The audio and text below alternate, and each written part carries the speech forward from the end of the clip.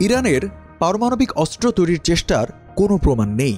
আল জাজিরাকে দেওয়া একান্ত সাক্ষাৎকারে এমনটাই জানালেন আন্তর্জাতিক আণবিক শক্তি সংস্থা IAEA এর প্রধান রাফায়েল গ্রোসি।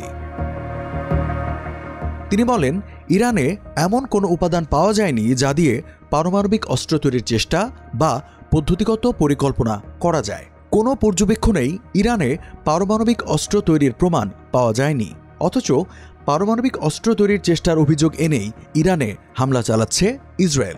ইরান পারমাণবিক সুরক্ষার বাধ্যবাধকতা মেনে চলছে না বলে অভিযোগ এনেছে IAEA এর বোর্ড অফ গভর্নরসও। ইরানের বিরুদ্ধে অসহযোগিতামূলক আচরণের অভিযোগও আনা হয়েছে। IAEA এর বোর্ড অফ গভর্নরসের অভিযোগের বিরুদ্ধে রাফায়েল গ্রোসির এমন কথা যেন পশ্চিমাদের মুখে চপেটাঘাত হাত, যা প্রমাণ করে অভিযোগ এনে ইরানে অযাচিত ক্ষমতা জাহিরের চেষ্টা করছে ট্রাম্প তথা পশ্চিমারা। বাস্তবে এর কোনো ভিত্তি নেই।